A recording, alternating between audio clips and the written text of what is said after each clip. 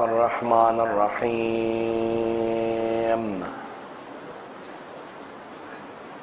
الحمد لله رب العالمين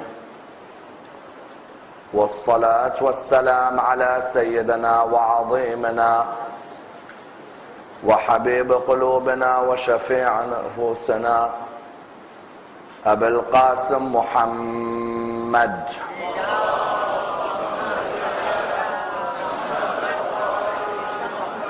وعلى أهل بيته الطيبين الطاهرين وأصحابه الغر الميامين.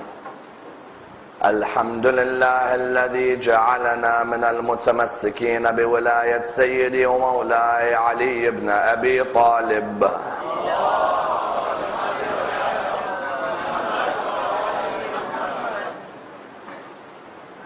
الحمد لله الذي هدانا لهذا وما كنا لنهتدي لولا أن هدانا الله. أما بعد، يقول الله في كتابه الكريم: بسم الله الرحمن الرحيم. قل لا أسألكم عليه أجرا إلا المودة في القربى. The first of our salawat in honor of Rasulullah Muhammad sallallahu alayhi wa alihi wa sallam. Allahumma salli. The second in honor of Amir al-Mu'mineen Ali ibn Abi Talib.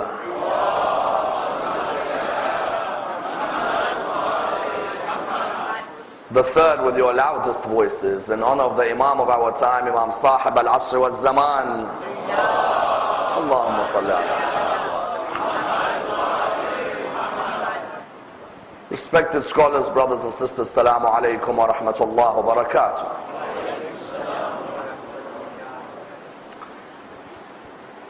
Imam Ali ibn Muhammad al-Hadi, salawatullah wa salamuhu alayhi,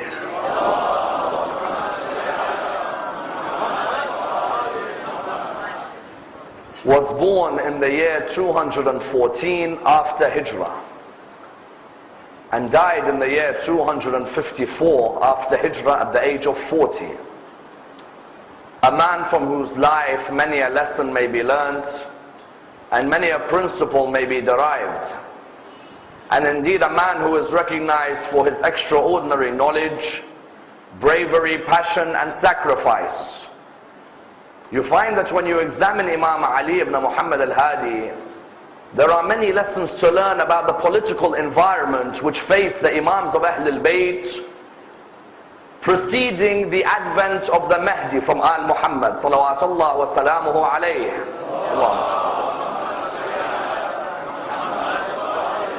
When we dissect his biography, we begin to realize the meaning of the words house arrest and why there was so much political pressure on the final of the Imams, of the 12th of the Imams of Ahl al-Bayt.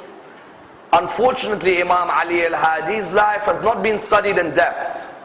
His life has a historical base but a contemporary significance, in that it was only a few years ago that we witnessed the bombings of his shrine and the shrine of his son Imam al-Askari salawatullah wa salamuhu alayhi. Allahumma salli ala. You would think that many people would have been affected by the bombings of those shrines, that many would have gone on to study his life, to study his biography, when they saw those shrines in Samarra bombed. Unfortunately, that bombing did not have an effect on people except emotionally.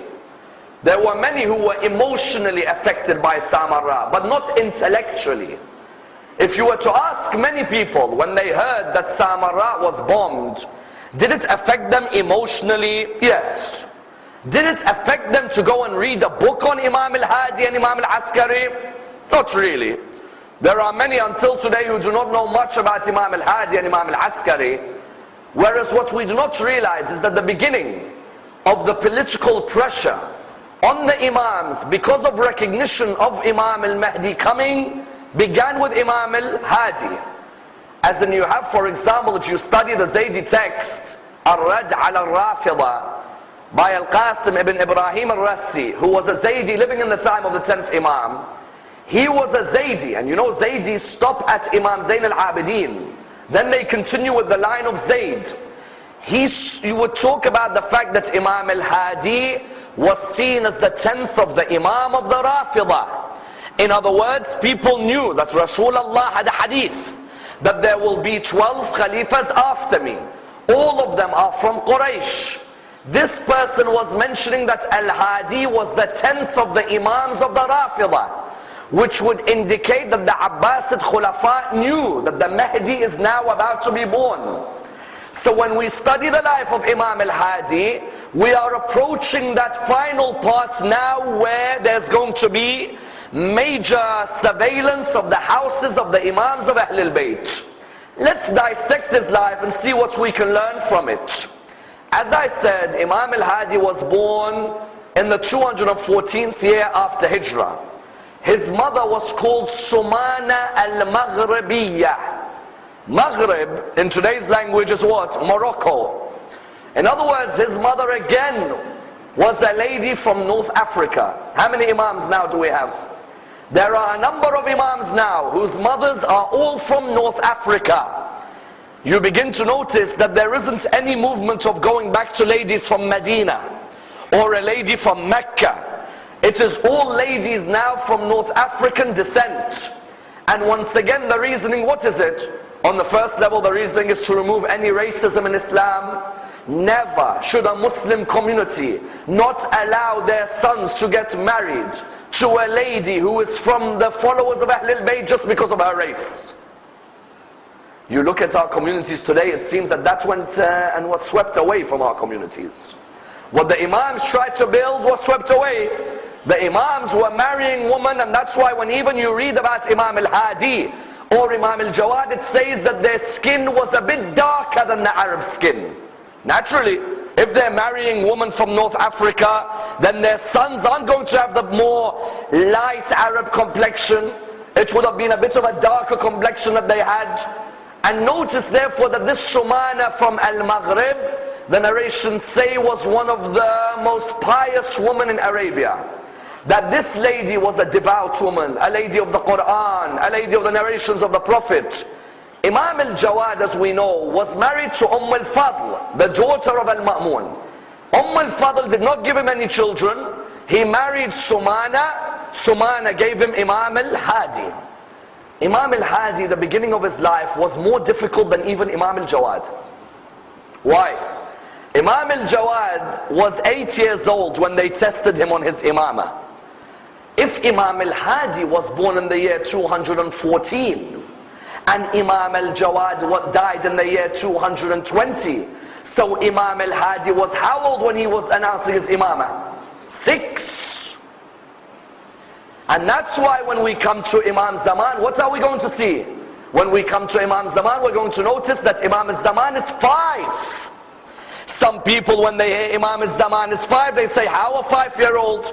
Well, we had just told you about a 6-year-old, and before that an 8-year-old. You notice that now begins a trend where you have Imams at a very young age. Imagine Imam al-Jawad passes away, Imam al-Hadi is 6, Mu'tasim, the Caliph, now makes an announcement. What does Mu'tasim say? Mu'tasim calls his companion Umar ibn al-Faraj. He says, Umar, you know al-Jawad was 8 when he became an Imam, do you remember? He said, yes. He said, do you believe his knowledge was truly from God? Or do you think maybe he had a private tuition when he was young, which affected his knowledge?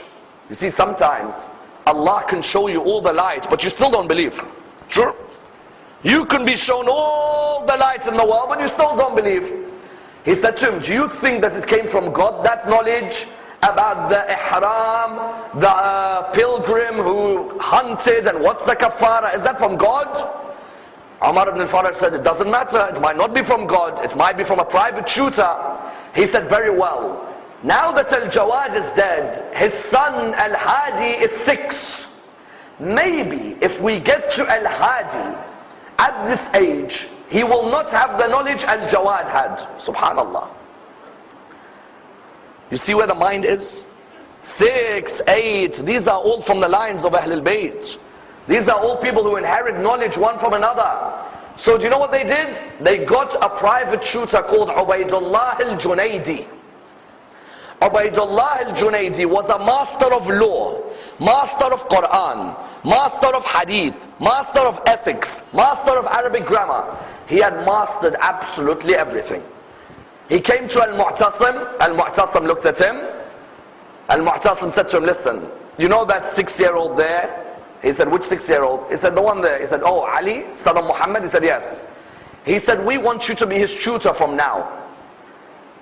So when Umar ibn al-Faraj then interrupted and said, you know why we want him as why we want you as his tutor? He said, why? He said, we want you to get to his mind before another person gets to his mind. So he said to him, what do you want me to instill in his mind? He said, instill in him the hatred towards the religion of Islam. Ubaydullah al-Junaydi said, but I'm of the scholars of Islam. He said, okay, instill in him the hatred of this idea of family of the Prophet. Let him believe in something else. Ubaydullah al-Junaydi said, leave this to me. I'm a man of age. This is a 6-year-old. His father was 8, maybe he had a private tutor. 6 years old, leave it to me. Ubaydullah al-Junaydi went in. The next day someone saw him. Ubaydullah, how's your servant doing from Bani Hashim? He said, which servant? He said, you know, the kid, the 6-year-old, how's he doing? He said, don't call him a servant. This is one of the scholars of Al-Muhammad. I said to him, what do you mean? He said, when I entered upon the house, I said to the kid, I said to him, child, recite for me a surah from the Quran. So the child looked at me and said, you name the surah, I'll continue reciting. So as soon as I named the surah, I picked the longest surah in the Quran. This child began and continued reciting. And his voice was the equivalent of the voice of Prophet Dawood alayhi salam. His voice, I have never heard a voice like this.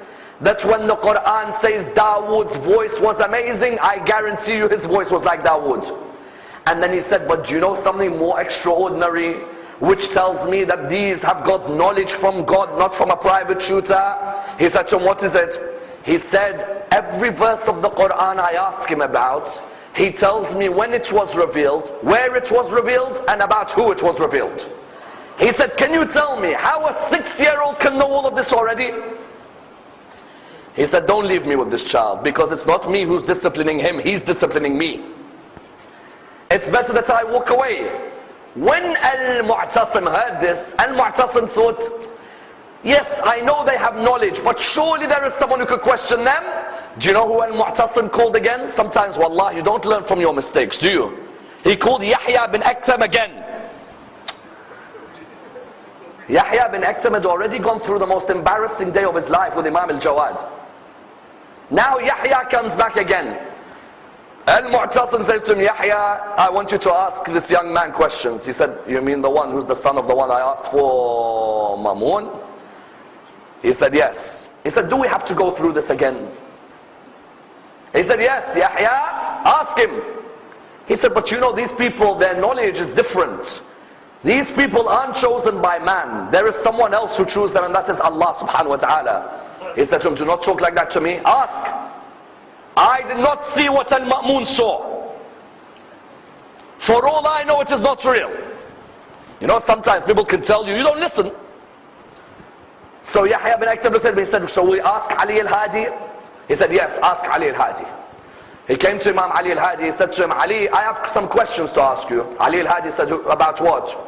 He said, I have questions to ask you about Prophet Adam, and about Prophet Sulaiman, and about Prophet Yusuf, and about Imam Ali, and about the Quran. Ali al-Hadi, how old is he? Still, before he even reaches 12, 13 years old, young. Don't ever let anyone make you doubt your Imams. Your Imams' knowledge is miles ahead of anyone who's surrounded them. Have pride when you say Ali al-Hadi, if it's the wilad of Imam al-Hadi or the shahad of Imam al-Hadi. Don't let anyone tell you this is a small shahada.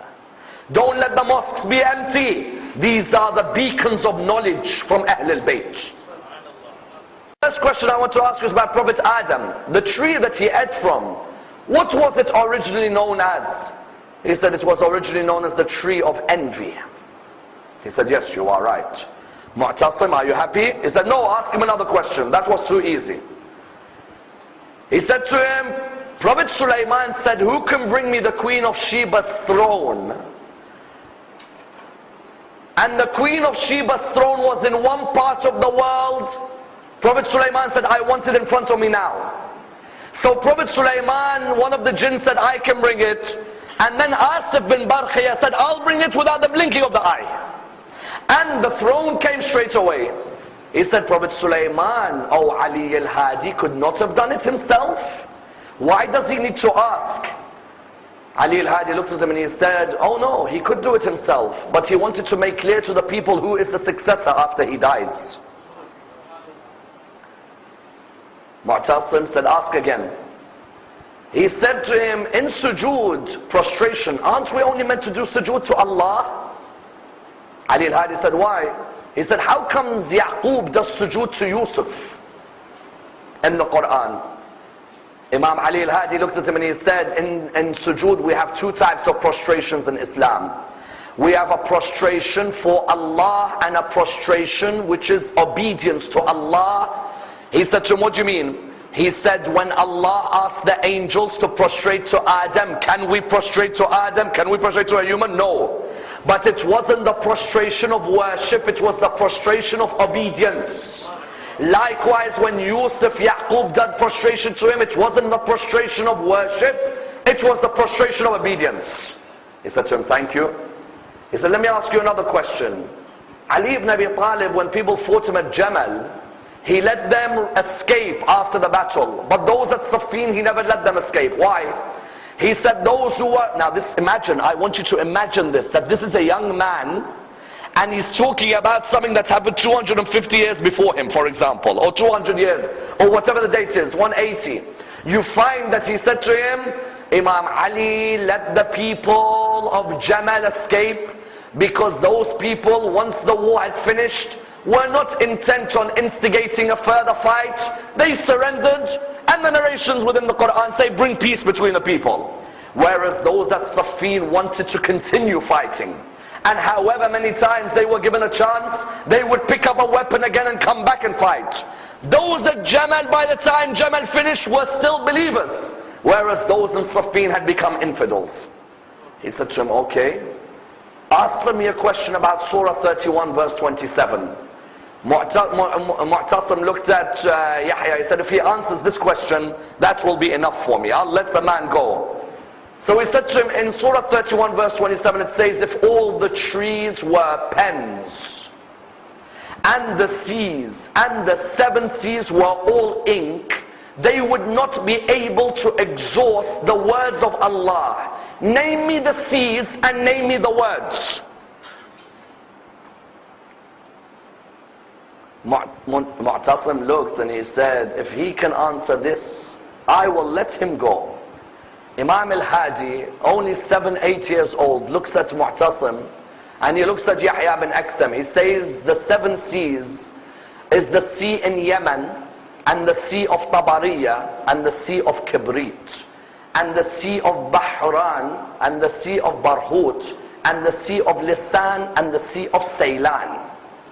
He said to him, okay, and what are the words of Allah? He said, the words of Allah are As'al Muhammad, that if you got all the trees and they were pens, and that you got seven seas and they were ink, all of them, if they came together, would not be able to exhaust the virtues of Muhammad and Al-Muhammad. He looked at him, he said, you've answered my question now, I will let you go. Mu'tasim, when he was Khalifa after this incident, said to Imam Ali al-Hadi, he said, very well, you could teach in Medina. After Mu'tasim died, Wathiq became the Khalifa. In that period, Imam Ali al-Hadi, they allowed him to teach. There wasn't much oppression for the Imam. Where would he teach? He'd teach in the Prophet's mosque in Medina. Imam Ali al-Hadi would have lessons in the Prophet's mosque in Medina on a couple of areas. The first of them, he would have a lesson on the Sahifa of Ali ibn Abi Talib. Someone says, what do you mean Sahifa of Ali ibn Abi Talib? What's that? Imam Ali ibn Abi Talib would sit under Rasulullah. Rasulullah would give lessons, Imam Ali would write the lesson. Imam Ali kept the lessons. You know when you go to university, you write lecture notes? Imam Ali kept all Rasulullah's lecture notes. He then gave them to Imam Hassan, to Imam al-Hussein, to Imam Zain al-Abidin, until they reached Imam al-Hadi. Imam al-Hadi would have the Sahifa of Imam Ali. He'd sit in the mosque of Rasulullah and he would say, Ali ibn Abi Talib heard Rasulullah say. For example, one of the hadiths he had a lecture on was that faith is in the heart and it is supported by your deeds and they are unified by your tongue. Faith is where? In the heart. But the heart is not enough. Sometimes you get Muslims who say, Sayyid Ammar, our heart is good. Isn't that enough? Honestly, I remember someone once saying that my heart is good, but I don't pray and I don't fast. What will happen to me on the day of judgment? Allah will take your heart and He'll put it in Jannah, and the rest He'll put in Jahannam. I said, what's the point of just having a good heart? What's the point? There, Allah will say, heart, come here, go to Jannah. The idea is that the heart is where faith is. And it's supported with action. There's no point in my heart, I love Hussein, but my behavior is exactly the opposite of Hussein. إِنَّ الَّذِينَ آمَنُوا وَعَمِلُوا الصَّالِحَاتِ. Those who believe and do good deeds. Not just those who believe. In the Muslim world today we have so many who believe, but there's no good deeds. Imam says in the Sahifa of Imam Ali, and this Sahifa is with Imam al-Zaman right now, the original words of Rasulullah, which were transmitted through Imam Ali ibn Abi Talib when he would take lessons from Rasulullah. Because you know, didn't Rasulullah say, I am the city of knowledge and Ali is its gate? You found the Imam would give lessons, number one, on this issue. Number two, then the Imam, after Imam Zain al-Abidin, no Imam of the Imams of Al-Muhammad has left us as many du'as as Imam Ali al-Hadi alayhi salam. People would say he's the second Zain al-Abidin.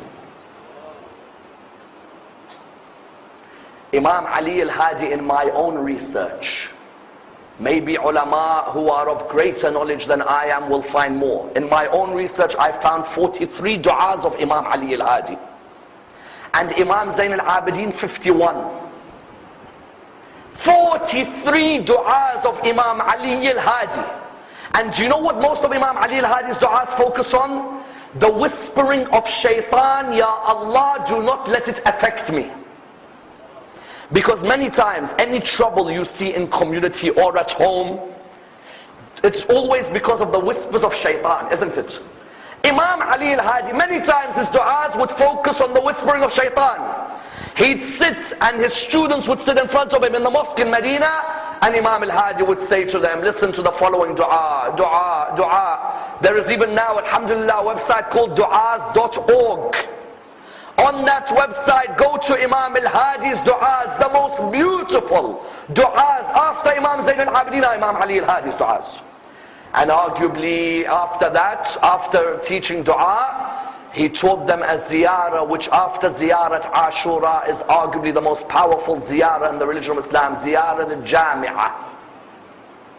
Ziyarah al-Jami'ah is the ziyarah of Imam Ali al-Hadi. That ziyarah, many of the scholars say, if you want to understand the meaning of the position of the Imams, read Ziyarah al-Jami'ah. Tonight. Everybody try and go on the internet or open up a dua book. Read Ziyarah al-Jami'ah of Imam al-Hadi. Look at the power of the words of Imam al-Hadi in that ziyarah. He talks about the role of the Imam, the position of the Imam, the meaning of the Imams of Al-Muhammad in Ziyarah al-Jami'ah. In other words, in the time of Mu'tasim, then Wathiq, Imam al-Hadi had a relatively peaceful time. But then after they died, he had to face one of the worst khulafa in Islamic history, Al-Mutawakkil. Do you know Al-Mutawakkil 47 times tried to destroy the grave of Imam al-Hussein in Karbala? How many times? 47 times Al-Mutawakkil tried to destroy the grave of Imam al-Hussein in Karbala. 47. In other words, virtually every month in his time as Khalifa, Al-Mutawakkil would try and cause the destruction of the grave of Abu Abdullah. And I tell you, were it not for Allah subhanahu wa ta'ala, that grave would not be there today. Al-Mutawakkil, when he became Khalifa, Al-Mutawakkil was where The narrations mention that later on he would be in Samarra. Imam al-Hadi was where? In Medina. Al-Mutawakkil knew that this Ali al-Hadi, Mu'tasim and Wathiq, gave him an easy ride. If I give him an easy ride, then this person will end up taking the masses. And then number two, Al-Mutawakkil knew the Mahdi would be coming very soon. And Al-Mutawakkil knew the Mahdi would be from the line of Fatima. And that Ali al-Hadi is from the line of Fatima. So Al-Mutawakkil told his advisor Yahya bin Hardama. He said, Yahya, I want you to go to Medina. Please listen to this story. I want you to go to Medina with 300 of your soldiers. I tell you, brothers and sisters, no Khalifa put an Imam under house arrest like Al-Mutawakkil. From this day onwards, Imam Ali al-Hadi was under house arrest. Can you imagine from your youth, they take you under house arrest. Al-Mutawakkil, what did he do? Al-Mutawakkil told Yahya bin Harthama, Yahya, take 300 soldiers, go to Medina. Yahya said, why? He said, in Medina, Ali ibn Muhammad al-Hadi lives there. I do not want him to stay there. Tell him we are in Samarra. He has to come and live in Samarra. Do you know why the Abbasids were living in Samarra? The Abbasids were worried about the Turks. The Turks were now more powerful than the Abbasids. Abbasids, Samarra is where? Samarra is North Iraq, isn't it? Samarra is towards the north of Iraq. You're going towards, Tikrit and that area. You go north, and that's why Samarra, many say, is dangerous, because you're going in the area which is more dangerous than any other area. They put their capital in Samarra. He said to him, go to Ali al-Hadi with 300 soldiers, and I want you to get Ali al-Hadi, and you bring him to Samarra, and he has to leave Medina and come and live here. Yahya bin Harthama says, at the time, I didn't really believe Ali al-Hadi was an Imam who is worth following. He said, on our way to Medina, I had a soldier who was from the Khawarij, the people who hate Imam Ali. And I had a soldier from the Shia of Ali al-Hadi. Sometimes you may be a soldier, but you're working for the government still. He said, on our way to Medina, these two had a debate. The Kharijite looked at the Shia and he said, Ali ibn Abi Talib has some hadiths which don't make any sense. How do you follow this man? So the Shia said, which hadith? He said, you have a hadith that Ali ibn Abi Talib says, every part of the earth will be a grave for a human one day. How can every part of the earth be a grave for a human one day? The Shia said, if Ali ibn Abi Talib says this, Ali ibn Abi Talib must be right. Ali ibn Abi Talib would not say something out of his own. So anyway, they debated this issue in the part of the journey to Medina. He says, we got to Medina, we found where the house of Ali al-Hadi is, and we were ready to tell him, listen, pack up, you've got to go and live in Samarra. We got to the house of Ali al-Hadi. As soon as we got to the house of Ali al-Hadi, what happened? As soon as we got to the house, we entered, we saw people who were knitting, people who were stitching, people who were making saddles, people who were making large coats. I looked at this man and I thought, this is the man they call their Imam? This man doesn't have any common sense whatsoever. Why? Because it was the summer. Iraq in the summer is one of the hottest places on earth, isn't it? He said Ali al-Hadi is asking people to do what? He is asking people to knit in the summer.